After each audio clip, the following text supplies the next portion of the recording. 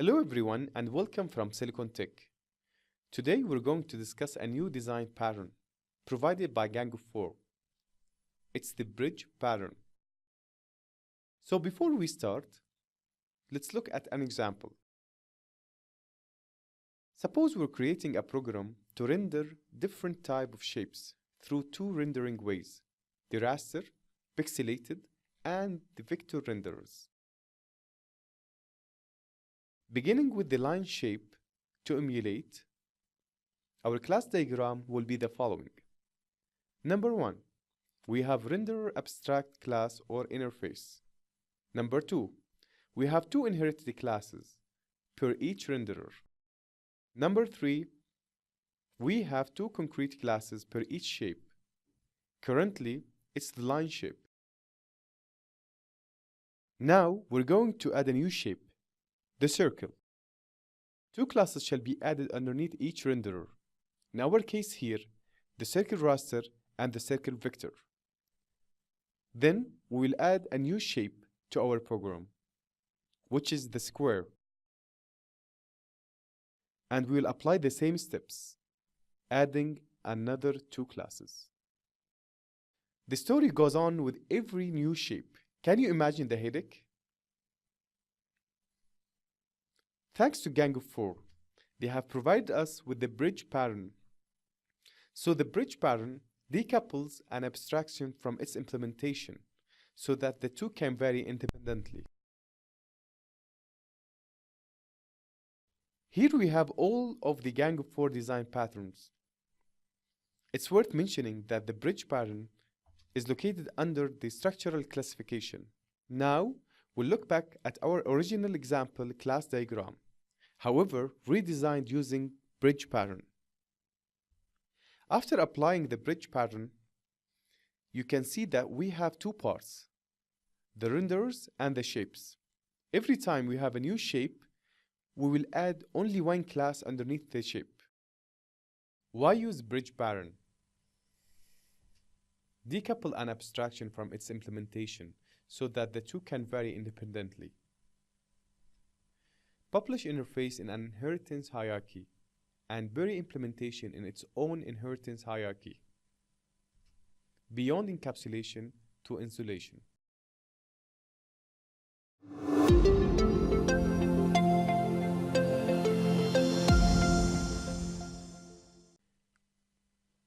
Now we're going to implement the bridge pattern. We're going to use C#, Visual Studio 2015, and console application. We'll put everything in one file to make things readable.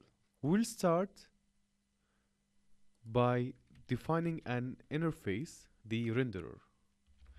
Public interface rend. And this interface, we're going to have one method, which is the render shape. It will take two parameters, string, shape name, and the string, the color, because each shape will have a color. As we have mentioned before, we're going to have two renderers, the raster and the vector. So we're going to have a class to implement the iRenderer interface, and we're going to call it vector render to implement the iRenderer interface.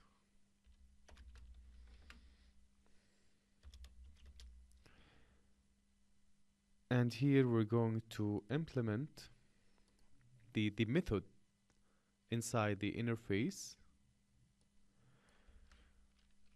For simulation, we're going to have a console.writeLine vector render to create the shape name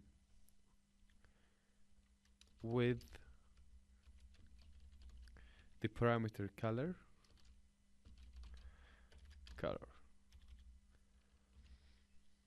So when we're going to invoke this method, we're going to pass two parameters, the shape, and we're going to have, let's say, the line, and the color, let's say, line and red.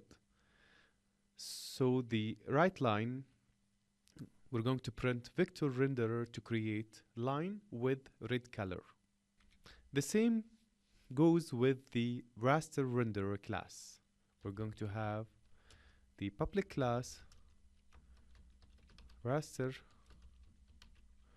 renderer, and to implement the same interface, to implement the shape interface, and we're going to copy paste the same right line and replace raster instead of vector. We have implemented the first part of the bridge pattern. Now we're going to implement the shape, and based on our class diagram, we're going to have the shape public abstract class, shape, and inside this class we're going to have a protected an instance from the eye renderer,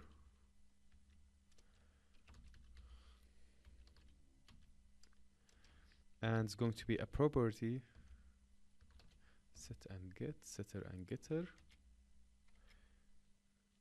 We also going to have the another property, which is a string of color, and also get and set. The constructor of the shape, and we're going to have one parameter, which is the eye renderer, and we're going to assign the property renderer with the parameter of the constructor. We're also going to have an abstract method to draw the shape. So public abstract void no return value draw. So the shape is an abstract class, and we're going to have concrete classes for the line, for the circle, for the square, for every shape. As we said, we're going to implement only the line shape. We're going to have another class, concrete class, line, to implement the abstract class, the shape. We have an error here. Let's see the show potential fixes. We have to have a parameter for the constructor of the shape class. Apply. And also we have another error, which is the draw method, because it's an abstract method, so we have to provide an implementation for this method. Inside this constructor, we're going only to pass the color. We're going to add another parameter to the line constructor, and it will be the color. And in the draw, we're going to call the renderer, this dot renderer dot render shape. Here we're going to pass the class name, so get type of this, which is the line, dot name, and the color, which is the property. And if we're going to have another new shape, we're going to add only one class to implement the shape abstract class, the circle, the square, and any new shape. Let's go to the program and let's invoke the line shape. So we'll put the eye renderer First, we have to define which renderer that we're going to use. So we'll use the interface renderer equal. We'll start with a new vector.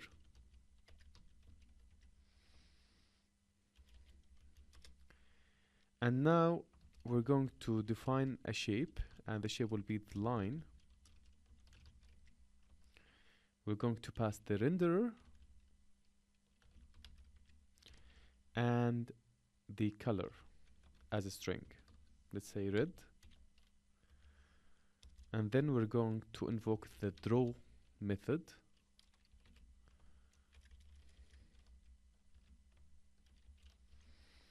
Control F5. Vector renderer to create line with red color.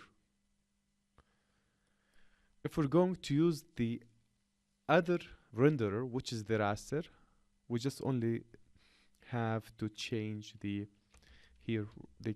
object here to be raster renderer, and then Control F5, we're going to have raster renderer to create line with red color.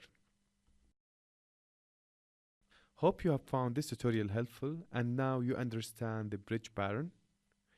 Thank you, and please subscribe to SiliconTech.